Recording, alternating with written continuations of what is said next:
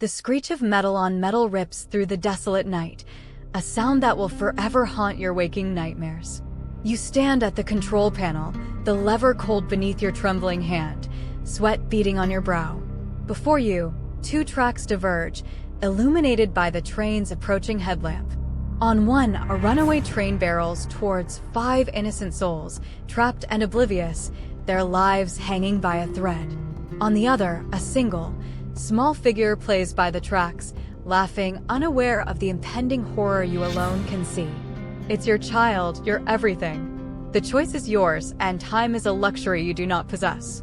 The deafening rumble grows closer, demanding a decision.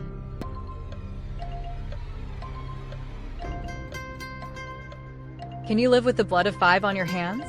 Or can you condemn your own flesh and blood to save strangers?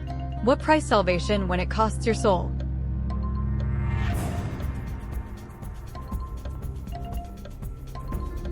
Ten, 9, 8, 7, 6, 5, 4, 3, 2, 1. This isn't just about numbers. It's about the very wiring of our primal instincts. The raw, gut-wrenching pull of parental love clashes with the cold, calculating logic of utilitarianism.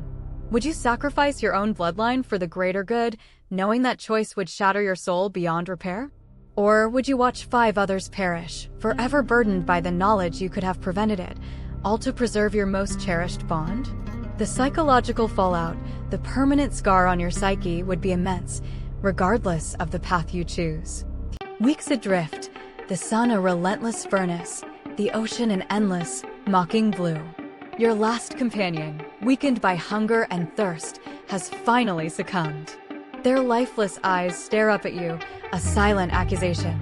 Your own body screams for sustenance, every cell crying out for survival. The only source of calories, the only hope of seeing another sunrise, lies before you, a grotesque offering. The line between humanity and animalistic instinct blurs with each passing moment. The gnawing emptiness in your stomach threatens to consume your last vestiges of reason.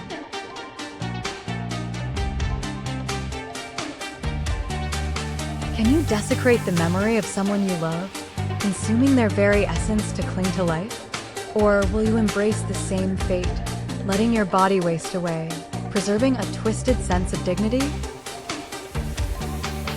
10, 9, 8, 7, 6, 5, 4, 3, 2, 1. This dilemma tears at the fundamental taboos of human society.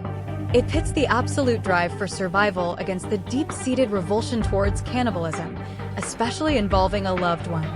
The psychological trauma of such an act, even if rationalized as necessary, would forever alter your perception of self and humanity.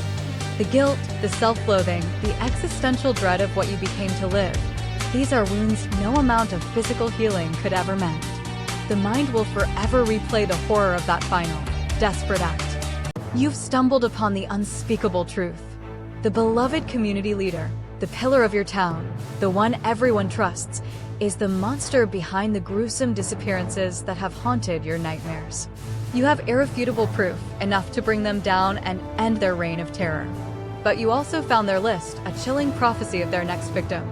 And scrawled at the very top, in a child's innocent handwriting, is the name of your child. Expose them, and your child is a dead man walking. Stay silent, and others will perish, but your child lives for now.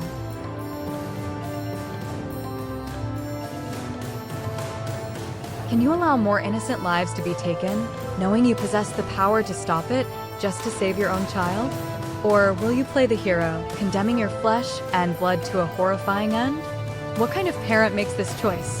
What kind of monster doesn't? 10, 9, 8, 7, 6, 5, 4, 3, 2, 1. This scenario pits the universal parental instinct to protect one's offspring against a profound moral duty to protect the innocent. It's a terrifying exploration of selective altruism versus absolute justice. The psychological burden of choosing silence would be immense, living with the knowledge of every subsequent victim's death on your conscience, knowing you could have intervened.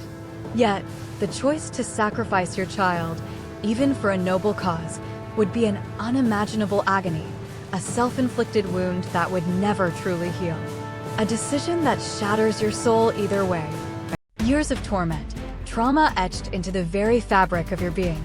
Sleepless nights, waking nightmares, a constant shadow lurking in the recesses of your mind. You've been offered an escape, a radical, experimental procedure that promises to excise every painful memory, every agonizing scar from your mind. Pure oblivion from your past suffering, a clean slate. But there's a catch, a chilling disclaimer.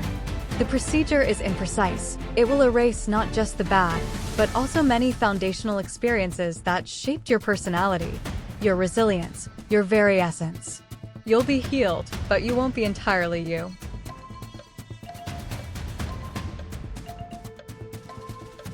Is a life free from pain worth a life where you no longer recognize the person in the mirror? Can you truly heal by erasing the past, or does true strength come from carrying your scars? What defines you if not the sum of your experiences, both good and terrible? 10, 9, 8, 7, 6, 5, 4, 3, 2, 1. This dilemma delves into the philosophical nature of identity and the role of suffering in shaping the human spirit. If memory is the foundation of self, what happens when significant portions are removed? The psychological journey would be one of perpetual rediscovery, a haunting sense of emptiness where once pain resided, potentially replaced by an existential void. Is a life free of trauma truly a life, if it means abandoning the lessons learned, the strength forged, and the unique individual you became through adversity? It's a choice between suffering you know and an unknown void. The future is here, and with it, the terrifying power to craft destiny itself. You're expecting your first child, and a radical new genetic therapy is available. It guarantees unparalleled intellect, physical prowess, and complete immunity to all known diseases. Your child would be truly perfect, a shining example of humanity's potential, set to conquer any challenge. But there's an unforeseen, irreversible side effect, a dark stain on this miraculous promise. They will be utterly devoid of empathy, incapable of forming genuine emotional bonds, a brilliant but cold machine. Do you play God, or do you trust in nature's flawed beauty?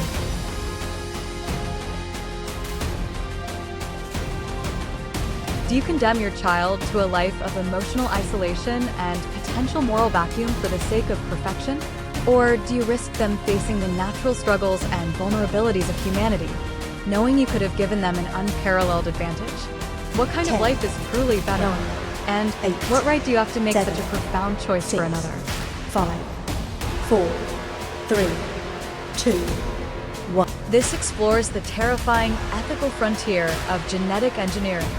It forces a parent to weigh the tangible benefits of physical and intellectual superiority against the profound, intangible cost of emotional humanity.